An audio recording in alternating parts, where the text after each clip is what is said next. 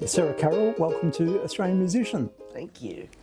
Where did you grow up, and was there much music in the house? I grew up in St Kilda and Elwood mainly, although we moved around quite a bit. I actually lived in Papua New Guinea as a small girl. My parents were separated when I was quite young, and my stepfather and mother were probably the primary musical influence.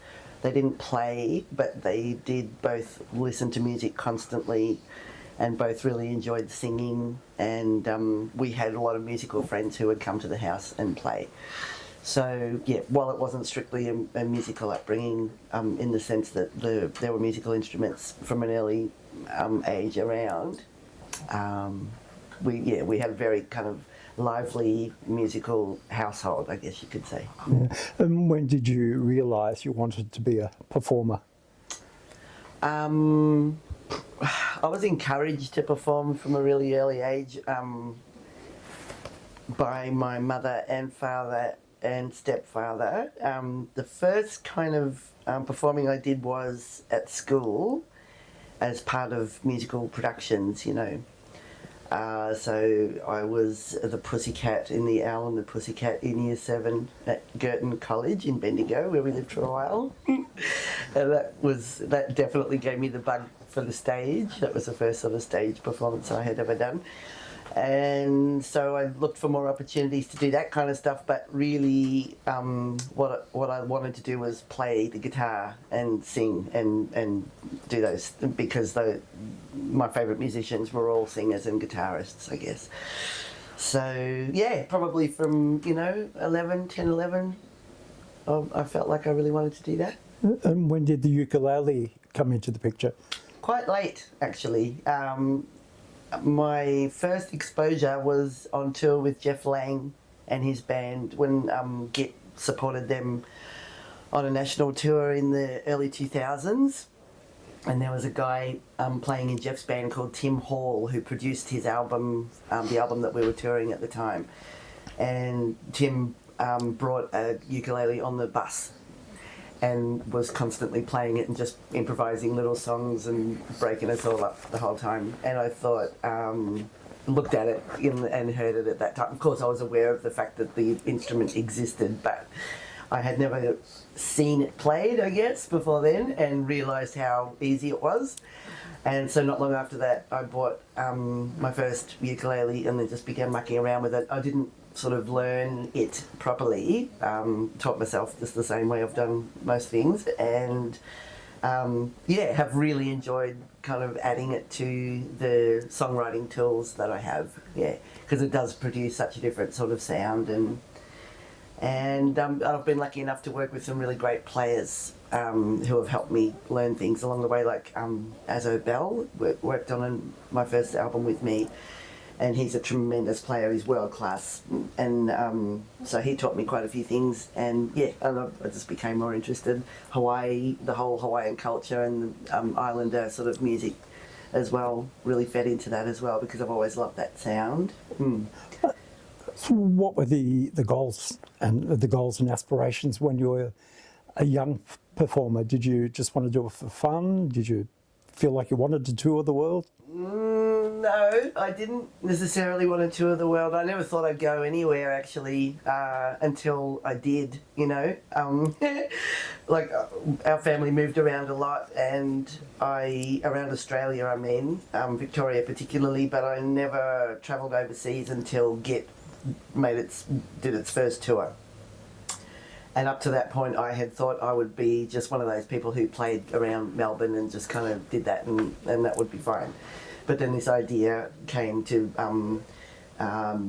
basically stage bomb South by Southwest, because we'd applied to play and they'd said no, and we went anyway. And so we got it all together, raised the money, and then it was time to go. And I think about a week out, I still hadn't got my passport organised because I was in denial about it. I was so terrified of leaving home, yeah, so luckily Susanna Espy, who's a very experienced traveller, took me in hand and got it sorted out. But yeah, it very nearly didn't happen. Anyway, once I did the first trip, it was like, oh, this is fantastic, and so I've been to the States 6 times now, and yeah, I of course couldn't travel recently, but would like to do some more of that. Yeah, so I guess I sort of saw myself as somebody who would just play with the people I knew at home, and that would make me happy. So, and I've been, once again, incredibly fortunate to be put in the path of or allowed to spend time with lots and lots of older musicians who have done just that and created, helped to create the music scene here in Australia and in Melbourne in particular, and have taken me under their wing and helped me to learn, all the stuff that I know. Where did you first meet your husband, Chris Wilson? I first met Chris on stage at the Tankerville Arms in Fitzroy when we were both roped in to play a benefit for AP Johnson's, one of AP Johnson's many dodgy benefits for Vietnam veterans. I say dodgy because we were never quite sure that the money was going to get to where it was supposed to. And so he put me and Chris on stage together, and that was the first time we actually met. And we were performing together, so it was like, hello, and off we went, Yeah. So, yeah. And then we were introduced formally, also by AP, not long after that, at the Punters Club. Yeah. So how did you support each other musically, and did you influence each other's music? Yeah, well, I mean, we sort of said generally that, Chris's musical knowledge across all forms, as you know, was prodigious, and he was very, very curious about lots and lots of different styles. I tended to be much more faddish, which I guess he could be too. Like, he would play the same song, 20 times in a row. When he discovered something that really blew his mind, he would hammer it, And I moved through sort of phases in my musical development, not so much about what I played, but what I was listening to, and had kind of landed pretty squarely in the country and singer-songwriter category by the time that Chris and I began our relationship. And so he wanted to know a lot more about that, and so I was able to share what I knew and sort of turn him on to stuff that he wasn't aware of. So I did that for him, and he in turn introduced me to lots of fantastic stuff that I wouldn't have come across otherwise. So yeah, and helped to instill an appreciation for forms that I hadn't probably paid enough attention to, I guess. Yeah. Your sons Fenn and George are both incredible artists too. Thank you. Did you and Chris encourage them to appreciate music, or did they just gravitate to it? Yeah, but both the boys say that they feel very fortunate to have been brought up in a household that was so about music, and apart from the fact that we often had rehearsals at home, so there would be musicians coming through and practicing, and that was just part of their lives from before they were born, the way that music was such a part of our daily lives, just in the, we talk about trips in the van, and one of Chris's sort of shitbox vans always had a decent stereo in it, and so trips to Tamworth or to Sydney or to whatever were always made heaps easier and more fun by listening to lots and lots of tunes, and we one of the best things about having kids, I reckon, is showing them the stuff that you really enjoyed as a kid, and also the things that you love, as an adult and stuff. And so the kids were both very receptive to that always. I was watching some home video. I've had a whole bunch of old videos converted to DVD recently, and there's this fantastic bit of video which has all the neighbourhood kids. So there were 5 or 6 of them, and our two out in the sunroom there with drum kit, guitars, amps, everything, keyboard, the full bit, microphones, of course. And the 6 of them, all boys at that time, were just having, that they just go out there and jam after school. That was kind of one of the things they just did every day, Yeah. and making up songs and stuff. Yeah, so, we never sort of, I did encourage the boys to have drum lessons, and they both did do that because they were both so interested in it.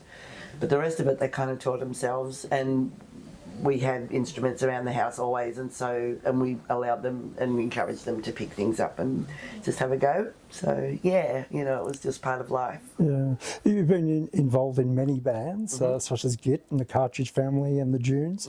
How many of your band projects are still up and running and current? Well, a surprising number, actually.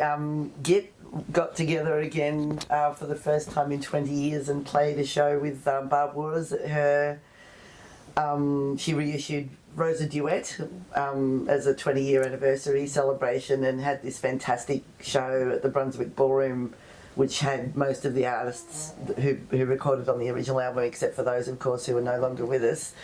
And it was lovely because she subbed in people like Fenn, and her own daughter, Jeannie, and Jeannie's band, Folk Bitch Trio, appeared. And she asked if Git would do the song that we did with her then, and so the three of us sang together again for the first time in 20 years, and it was very beautiful and emotional and lovely.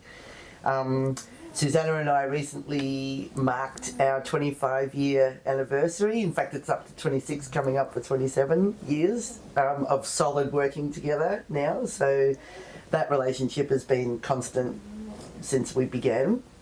And so the Dunes are a band which plays intermittently, but we did some shows in November last year, and we'll do some more next month.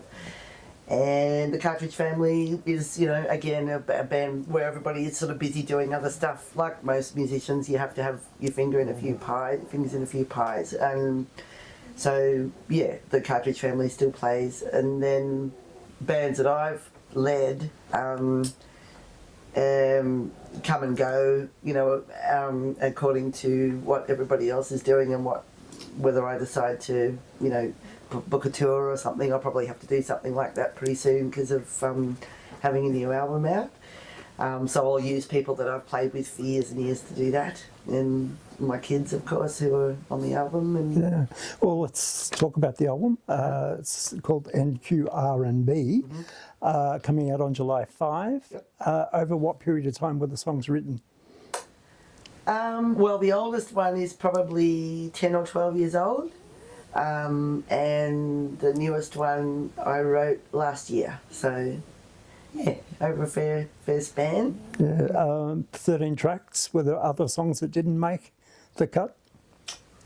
There were a couple that I looked at. I guess the songs that I chose were ones I felt had reached their fullest form in terms of what I could do with them, and then then felt like they were ready to expose to other musicians and have the influences come in from everybody else. So I've got a ton of songs that I either haven't finished or have not quite settled on what approach to take with them. And some other stuff that's just a bit new and hasn't kind of settled yet, if you know what I mean. So, I found that putting the songs together happened very easily once I decided I was going to start recording, because I had a concept for the sound of the record that I wanted to make. I told the mixing engineer Jasper that I wanted to have like a cross between Nashville Skyline and what was the other point of reference? I can't remember now, but it was something like, maybe it was John Grant's first album or something. I wanted to have, the customary sort of idiosyncratic approach, but also a really uniform tone to it as well. So, and I wanted it to feel very much like everybody had gathered happily and were delighted in the tunes and were enjoying playing them, How did you arrive at the name, and did you have many other alternatives? Logic would dictate that I name it the artist original. That was a title because that's one of the track names, and is a good name, I think. But NQR&B just popped into my head, and it made me sort of chuckle, and it sort of stuck. And I ran it past Wally at Cheersquad, and he loved it. So that's basically, yeah. So it is a little bit. The NQR is like, you know, it means not quite right. You know, it's a short for that, and can be a pejorative term. But I also see it as, you know, it's like describing people who maybe see themselves that way, but are actually just fantastic and wonderful in areas that maybe other people don't appreciate or something, you know. So not quite right can, you know, I teach kids all the time who I would say would be labelled that way because they're given some sort of pathology or some, you know, syndrome. But to me, they're the most interesting kids and the ones I connect with like straight away and have the most fun with and stuff. So I guess there was that sort of came into it. Also, the new rhythm and blues quartet, I sort of just thought, you know, that would maybe chime with people because they were, you know, not just they weren't a rhythm and blues quartet. They were like a fantastic rootsy outfit and tremendously skilled and interesting band. And so, yeah, I wanted to kind of refer to them as well. Yeah. The thing that strikes me about the album, the more I play it, is the strength of the songs. There's some great musicianship on it, but you strip all that away, the song structures and the lyrics are really strong. Thank you. Did you feel that you worked harder or longer on these songs than what you had in the past? No, I don't. Yeah, I'm not sure what is... Look, I think this is the first album I've written, or the first sort of record that I've made since Chris died that isn't all about, you know, like I made that little record about that experience specifically at the time, and the previous album, like since, what am I trying to say? Since that happened, my approach to everything in music is different. So I couldn't say that I consciously worked harder or tried in a different way, but everything is different, and so perhaps that's what it is. Yeah. You know? The artist original you mentioned before is a song that I can imagine many other artists singing. Really? Yeah. Tell me how Cool. tell me how that track came back. Well, it started. I had a dream about that place. So that place doesn't exist. Just to be clear, there's a few people have asked me where it is, which I think is fantastic. Which means that I must have painted a picture of it well, you know, well enough for people to believe that it's real. So it was a dream that I had of driving Chris to a gig in a van. You know, the van once again rears its ugly head. In the dream, we were going along a snowy road. The sun was setting and it was getting dark and really sort of cold and a bit kind of scary outside, I guess. You're looking sort of forbidding and dark outside. And then we pulled up outside this building, and it was, I can still see it very clearly. It was a white sort of Spanish mission kind of, and I've seen many buildings like this, but across the top was painted in black writing, the artist original, in really clear letters. And that was our destination, and I pulled over, and the other feature of the building that was really striking in the dream was that the windows all were giving off this beautiful gold and orange sort of glow, suggesting firelight and warmth and sort of a lovely cozy kind of atmosphere in there. So it was like getting to the end of the trip, and here's this lovely place, and then this young man came out to help Chris in with his gear, which as I'm sure you're aware, is not something generally that happens when you pull up outside a venue unless you're lucky enough to have a good relationship with the people who run it. And it was very welcome at that time because, in the dream, because, there was a degree of, there was an infirmity, like a sense of infirmity in Chris, and it was just a lovely gesture. So yeah, in the dream it was like we'd gone along this road, it was cold and dark and just getting a bit sort of, a sense of not foreboding, but just sort of, it was a hard trip.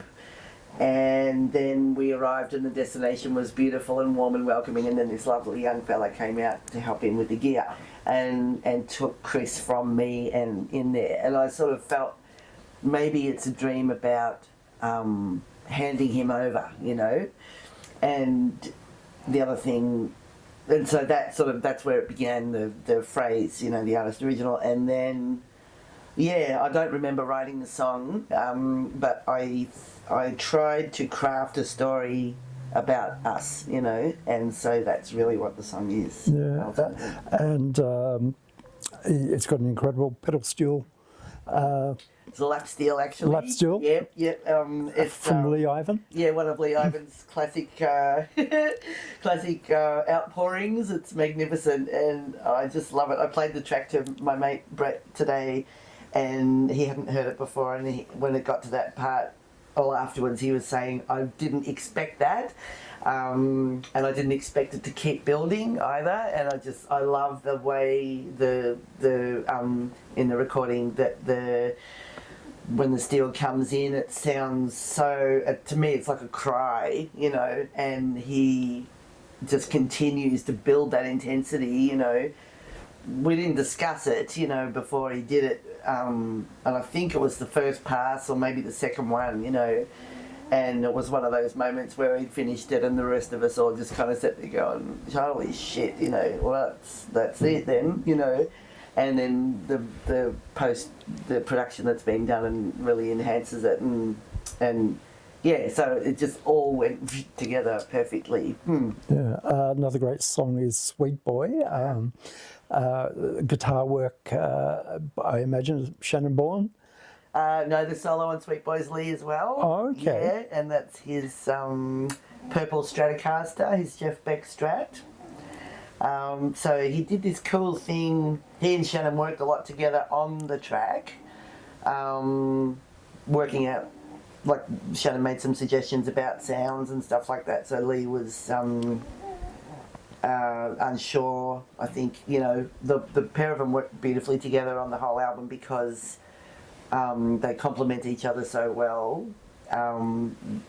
All three of us did a lot of guitar playing just, together with acoustic and electric guitars, putting rhythm parts down and stuff. But when it came to solos or riffs or, sections, they certainly discussed a lot of approaches, together and with me so there's this kind of a really cool effect through that track, which I think he achieved through a pedal of some kind. It's sort of a swelling and it's almost like a Leslie speaker sort of effect, and that's something that Lee likes to use.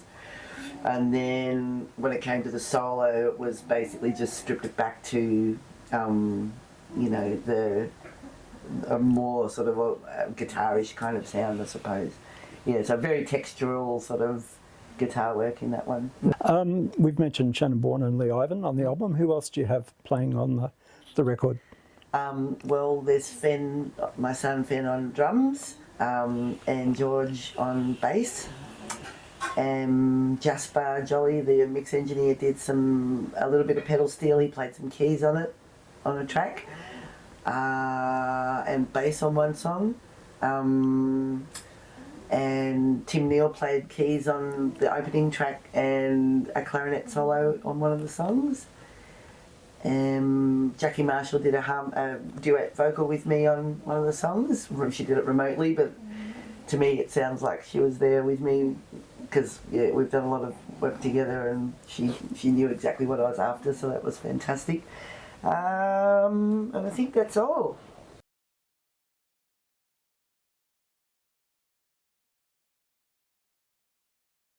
All right, so here's my Gibson. It's known as the Black Dove or the Dave. I think Shannon called it the Dave, actually, didn't you, Shannon? Yes.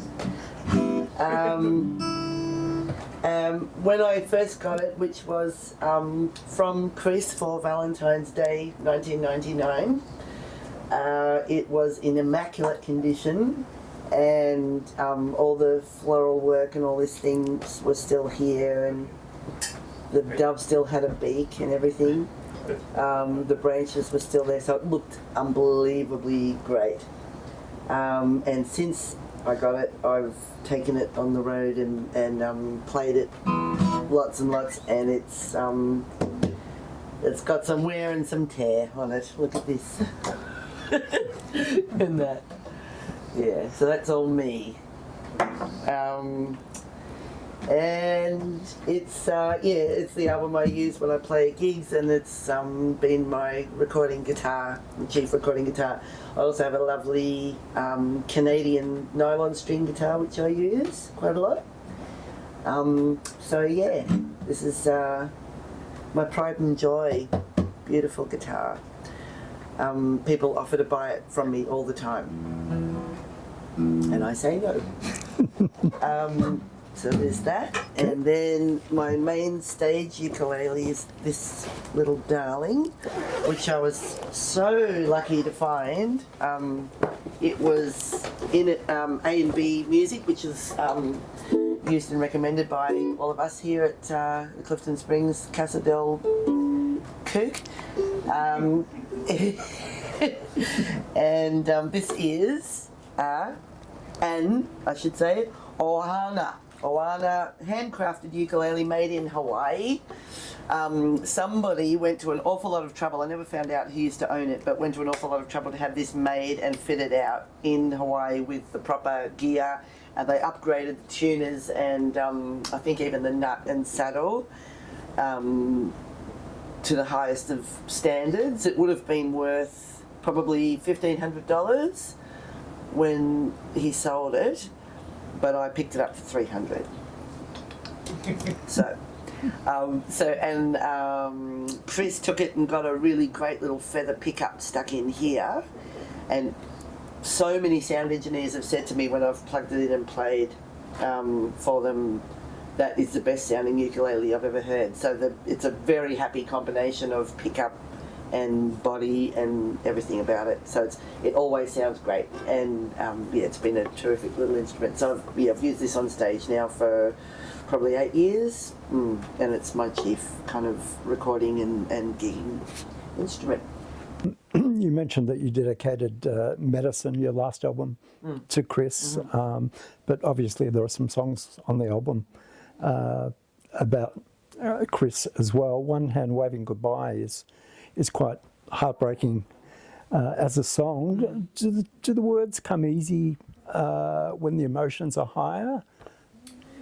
Yeah, well, that song, I understand why you would think that it was about Chris. That one, it's actually about it's about the kids leaving home, and I wrote it sort of on behalf of both of us because it takes for me anyway, it took a while for the grief about them moving out to sink in. Initially I was very happy about them leaving and really enthusiastic about the new house and just, the big new step into the world, and isn't this all fantastic? And then the sort of that kind of grief or sorrow hit me a bit later on. So I couldn't have written it any earlier, I suppose, because it took a while for me to realise, maybe 6 months, 8 months, to realise that this is a permanent thing, and and oh boy, this is big, and and I was, I had actually undiagnosed depression at that time, and and had also started menopause, and there was just a ton of other stuff going on, and it was really, I had to bottom out pretty hard before the song came, yes, and because it's a genuine expression of how I was feeling at the time. And of course I feel a lot better now, but you know, it was pretty bad, yeah. And that song touches a lot of people who are in a similar position. I've noticed it's speaks for and to lots of people. Yeah. You'll be playing this album live, I imagine? Shush. Yeah, and have managed to do that a few times now. We did it at Port Fairy Folk Festival in March, and that was the first time that happened, and it was awesome. We got to do 2 shows there, and yeah, it was just a joy to play live. It was just fantastic. And then I got to do a gig with Jackie Marshall, the aforementioned. She was in town to do an album launch for her most recent album, and she booked a show for the pair of us, and so I kind of jumped on that and used that as the launch for the first single, Diamond in the Mine. And so we got to play there again. Yeah, so I guess it probably won't happen again until the album launch, which I'm imagining I'll try to get happening in maybe late August, early September. Yeah, so it's really, really awesome to have everybody on stage and kind of recreating the magic. Yeah, so who does join you on stage when you play the album? Well, at Port Fairy, I had basically the people on the record. Not Tim Neal, he was otherwise occupied, but so Shannon and Lee and the boys.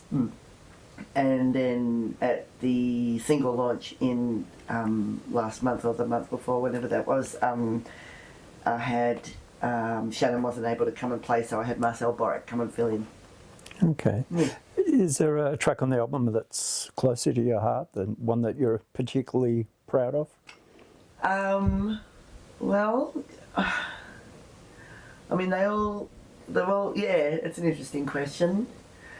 There's a song that I've written about my relationship with Lars, who you met earlier, that's the newest song on the record, and it's one that I really became to me very quickly one day, and that I was trying to express, you know, our story to this point. And I find that when he's in the room and I perform that song, that it is particularly, you know, it does feel like, you know, everybody else kind of goes away for a little while. But yeah, the artist original I found difficult to sing for a while, and still do get a bit kind of overwhelmed by it sometimes. Yeah, it's an interesting question, close to your heart. I think, yeah, I mean, there are some songs that you'll have observed are more quirky or comical in tone, you know, and I always seem to manage to include at least one sort of comedy number on every record I make, and some stuff that's just, you know, really about things that I don't even know if anybody else will have ever thought or felt, you know, but I think they're worth expressing. And it's interesting how often people say about those kinds of songs, actually, I feel exactly the same way. Like there's this one called The Gift I Was Given, and that's about professional jealousy and sort of feeling like, you know, again, that sort of NQR kind of idea comes into it. You know, you just sort of don't understand how come those people over there seem to be having all the fun, you know? And it's such an unhelpful and silly place to spend time, but it happens to all of us, and so I wanted to write about it because I thought it was, you know, important to be honest about it, I guess, and thought perhaps, you know, the idea might start some conversations with other people, which it has, you know. So that's really cool. I didn't think anybody else would get that, but I had, like, at the single launch, 3 or 4 women come up to me and all said, "Oh, I felt exactly the same way," and I was just delighted with that. Yeah. So what's the grand plan for Sarah Carroll? There is no grand plan. Stay alive for as long as possible. And yeah, I mean, you know, I've got little plans. We've got the Dunes want to hit Tamworth again next January. and the Cartridge family want to do the same thing. So it looks like there's going to be 2 bands going to Tamworth next January that I'll be involved in. Yeah, for the time being, I guess it's really just about continuing to work and do the best I can. When I'm appearing in front of an audience, I want them to have the best experience they possibly can. So I keep, trying to do that as well as I can. And otherwise, yeah, just, things, I'm not a planner really. Things happen to me or happen for me and around me, and I try to take every opportunity that's presented. So it's all a bit mysterious, and something will come along and I'll go, yep, let's do it. I'm sort of, I operate more that way, I guess. So yeah, even dreams and hopes, I think, are kind of vague. Yeah, I guess I'd like to do some more shows with the 5-piece band from the album recording, because I love to play with those guys so much, and it really is just absolute pure joy. So I guess, yeah, if I have a plan in the immediate future, it'll be to make sure that when we do an album launch, we have all those guys, and it will be magnificent. Well, Sarah Carroll, thanks for your time. You're welcome.